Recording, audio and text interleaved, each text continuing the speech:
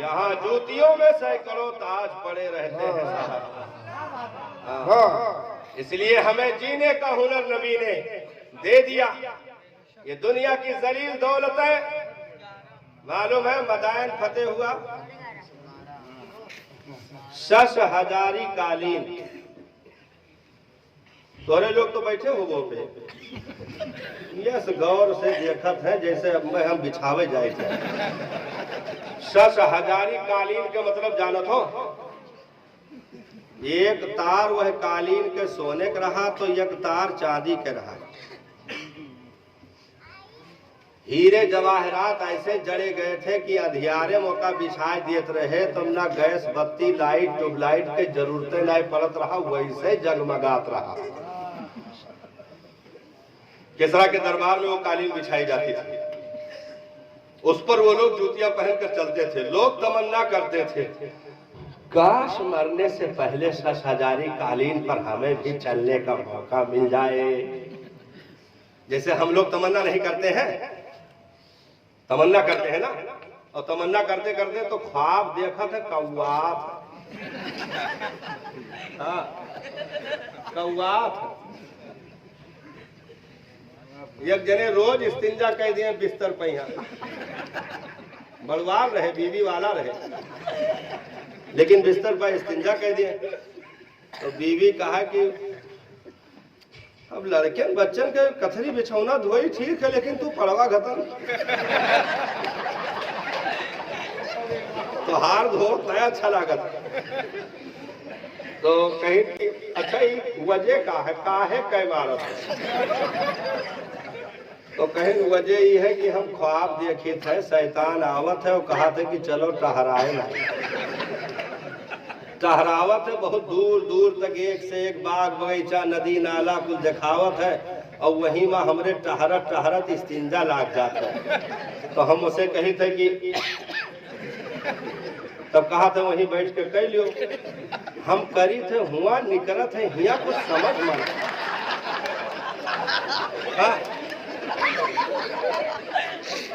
करीब तो हम मैदान में, लेकिन बिस्तर कैसे गुनगुना हो जाता है कुछ समझ में नहीं आता। तो बीवी रही कुछ चालाक है, कहीं जब इतना दोस्ती है तो कुछ मांग लियो, गुर्बत के दौर चलत है। तो कहीं कि अच्छा बतायो आज आवे जो आवाज ऐसे कहीं चलो टहरी आवाज आए, तो कहीं रुको जुबान ना टहरी आवाज आ, रोज टहरी थे का दियो था, कहीं तू आज तक मंगे नहीं क्यों, मांग के तो देखो। तो कहीं कि दे दियो आज कुछ, तो कहीं चलो देखे पूरे मैदान में हीरा जवाहरात एकदम गाजा पड़ा, कहीं भर लियो जितना भर पाओ, यही वहां से भरी इतना भर लिहिन कि अकेले उठाए नहीं पाओ। तो कहीं उठवाए दियो, शैतान उठा जैसे खोपड़ी में रखी तो वजन इतना रहा कि रोज तो गुनगुने हुआ रहा, आज बिल्कुल भिनभिना हो गया। हाँ, अब तो उठे तो रिजल्ट आउट हो चुका था। मक्खियों के गोल ने बीवी को खबर दे दी कि चलो खजाना आवा। हाँ, तो उसने हाथ जोड़ दिया, कहा कि खाने ठहरो, मांगे ना आज के बाद। तो आदमी दुनिया की दौलत, मेरे नबी ने खुद इरशाद फरमाया, पहाड़ों की एक पूरी वादी अगर इब्ने आदम को दे दिया जाए और कहा जाए कि बस इतने ठीक है, तो नबी ने कहा कि वो बस नहीं करेगा, वो फौरन दुआ करेगा, या अल्लाह इतने बड़ा दूसर मिल जाए। हाँ भाई, मोहल्ले में क्यों गलती से बीडीसी जीत जाए, गलती से बीडीसी जीत जाए तो वही पर इक्तिफा ना करा था कि चलो अल्लाह का शुक्र है, बल्कि प्रधानी के कीड़ा काटे लागे। अब भाई क्यों प्रधान हो तो बुरा न माने, प्रधानी जीत गया तो विधायकी की ख्वाहिश जाग उठती है, विधायक बना दिया तो मंत्री की ख्वाहिश जाग उठती है, मंत्री बना दिया तो मुख्यमंत्री की ख्वाहिश जाग उठती है, मुख्यमंत्री बन गए तो प्रधानमंत्री का तमन्ना रात और दिन, और प्रधानमंत्री अगर बन गए तो सोचा था यक्कई देश का है, पूरे मुल्क पर कब्जा चाहिए। हाँ, और रब ने दिया भी, 2 काफिर 2 मोमिन, पूरी दुनिया पर हुकूमत भी दे दी उसने, लेकिन उस पर भी बस नहीं किया। कहा पूरी दुनिया जब हमरे मुट्ठी में है तो लोग हमको खुदा क्यों नहीं कहते। बस अल्लाह ताला ने कहा जलील इतनी औकात। फिरौन खुदाई का दावा किया, जब उसने डुबकी लगवाई दरिया में, जब हुच से अंदर गए और पेट भर पानी पी गए, दोबारा निकले तो कहे लागे मूसा और हारून के रब पर ईमान लाया, कहीं चुपान रहा। ये तने औकात 100 साल तक के सजदा करावत रहो, 400 साल तक की रवायतें हैं, सजदा करावत हो और एक डुबकी नहीं बर्दाश्त कर पाए और बना तो खुदा। हाँ, एक डुबकी नहीं बर्दाश्त कर पाए, तुरंत कहा मूसा और हारून के रब पर ईमान ला। कहा ऐसा ईमान के जरूरत ना है, बटवरो घुसो जहन्नम। चला गया। तो इंसान एक चीज पर बस नहीं करता, इसीलिए अगर मिलना शुरू हो इस दुनिया में दौलतों की सूरत में, जमीनों जायदाद की सूरत में, पावर की सूरत में, तो झुकना ना छोड़ना। ये मस्जिद के सजदे हैं जो तुम्हें गुरूर से बचा कर रखते हैं। ये मस्जिद के सजदे हैं जो तुम्हें आपे से बाहर होने से महफूज रखते हैं। ये मस्जिद के सजदे हैं जो तुम्हें इंसानियत के जामे से बाहर आने से रोकते हैं। यही मस्जिद के सजदे हैं कि उठी हुई नाक को मिट्टी पर रख करके इसे दबा दो ताकि गुरूर चकनाचूर हो जाए। तुम जितने झुकते जाओगे मौला उतना बुलंद करता जाएगा, बुलंद करता जाएगा। तो आदमी पावर पा जाए तो क्या नहीं करता, लेकिन पावर से कामयाबी नहीं मिलती साहब। इस दुनिया में पावर रखने वाले जलील कर दिए गए, फटी गुदड़ियां पहनने वालों की हुकूमतों के तंतने हैं, हुकूमतों के तंतने हैं। दिल्ली जाना तो कहाँ है, उन पार्टिया के बगल में। दिल्ली नहीं जाना था इन लोग, दिल्ली में जामा मस्जिद है। कोई दौर था जहां सुल्तान औरंगजेब आलमगीर अलैहिर्रहमा की हुकूमत रही, 550 साल के करीब जो है मुगलिया वो मतलब दौर चलता रहा।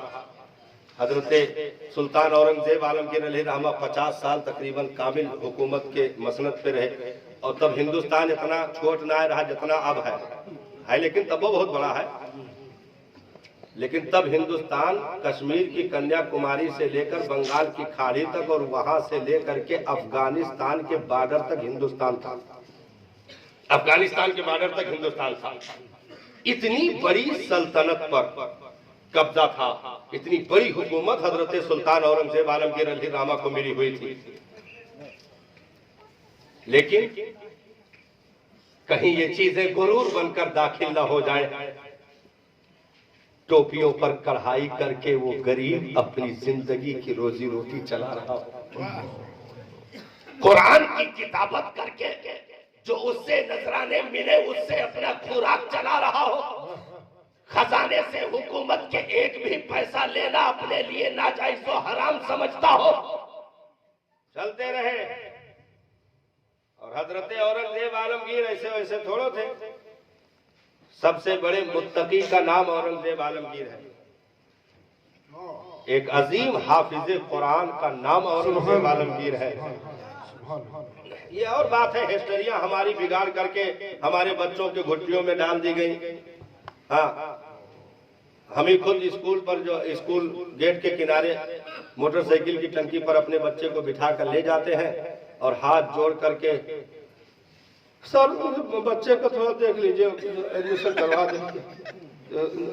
भाई देखो हमारे स्कूल का ये रूल है कि यहाँ तकरीबन आपको 11,000 रुपए मंथली चार्ज पड़ेगा, उसके बाद बिल्डिंग के मेंटेनेंस का खर्च आपको देना पड़ेगा, कंप्यूटर का खर्च आपको देना पड़ेगा, जो गाड़ी आएगी लाने ले जाने उसका खर्च आपको अलग से देना पड़ेगा, जो है तिमाही इम्तिहान का खर्च अलग से लगेगा, छमाही का अलग से लगेगा, सालाना का अलग से लगेगा। तो हाँ लड़का जो ने काफी पर गोदाड़ी लिखी का वही उम्र में गोदाड़ी वो कापी हमारे स्कूल से लेना पड़ेगा, और जो जहन्नम की चाबी बन करके टाई गले में लटकाई जाएगी वो टाई भी हमारे स्कूल से दी जाएगी।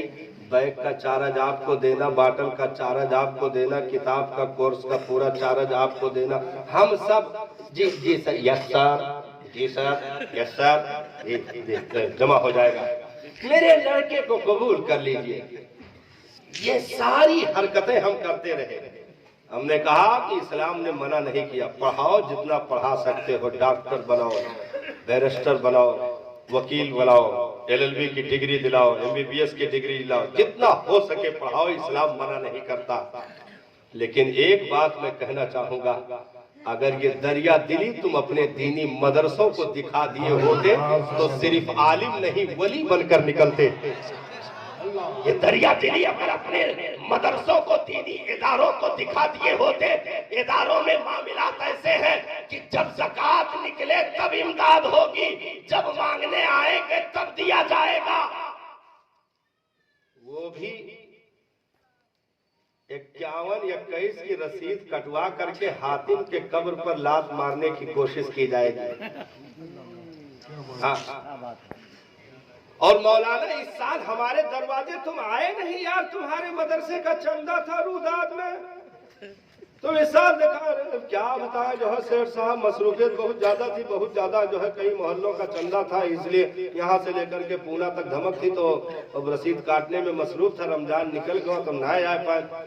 आना चाहिए भाई, आप लोग गैर जिम्मेदार हो गए। हमने कहा जलील कहीं के गैर जिम्मेदार, तोरे लोग का ना कहीं था गैर जिम्मेदार। हमने कहा इतनी दयानतदारी थी तो खुद उठ करके ज़कात की रकम मदरसे में पहुंच करके देता, और साथ में ये कहता कि हजरत इसे मेरी तरफ से कबूल कर लीजिए, मुझ गुनहगार के लिए दुआ कर दीजिए। तो जितना कदम घर से मदरसे तक चलता, एक एक कदम पर नेकियों के बरसात होते, नेकियां नामे आमाल में दर्ज की जाती। तू घर में बैठकर सोचता रहा मैं सेठिया हूँ, मौलवी आकर के बेल बजाए तब रसीद कटेगी, नहीं आया तो चंदा कट, मौलवी का आना जाना बंद, सलाम दुआ मुसाफा बंद। मैंने कहा वो आया तो एहसान, लेकिन अगर तू चल कर जाता तो तेरी अमीरी भी महफूज रहती और मुस्तफा के उम्मती होने का शर्फ भी महफूज रहता।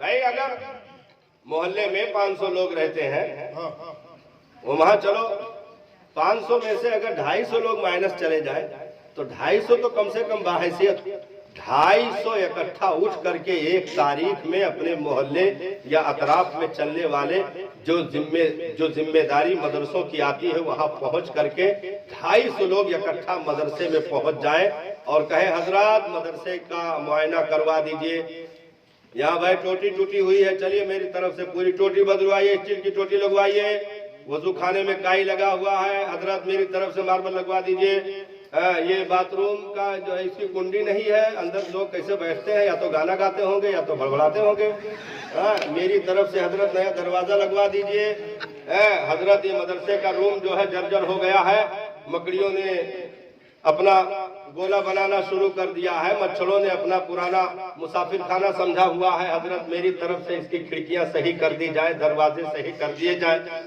250 अफराद चल करके उस मदरसे में दौरा कर लेते, साल में एक मर्तबा सही, तो मदरसे में किसी भी बच्चे को एक लुकमे के लिए इधर उधर चलना न पड़ता, या मोहल्लों में जागीर खाने के लिए यतीमी का दाग लगा करके उसे अपने आप को मजरूह न करना पड़ता, बल्कि गैर कौम का भी कलेजा ये मंजर देख करके फट जाता कि ये गवर्नमेंट के खैरात पर पलने वाली कौम नहीं है, बल्कि अपने रमजान के चंदे से ये अपने दीनी मदरसे को चलाने का जिगर रखती है। इसके लिए हमें भीख मांगने के लिए जरूरत ना पड़े साहब, तो हम अपने बच्चों को दीनी इदारों से करीब करें, आप इंग्लिश मीडियम से हाई फाई जो भी करवाना हो करवाइए, लेकिन कुरान और हदीस का इल्म से फराइज वाजिबात का इतना दे दीजिए कि किसी भी मुल्क में चला जाए कोई चड्ढी गेम उस पर कब्जा न कर पाए। कोई उस पर कब्जा न कर पाए, ईमानो अकीदे पर डाका न डालने पाए। एक साहब ने अपने बेटे का नाम गुलाम गौस रखा। अब तो लोग नाम भी टीवी सीरियल से देखकर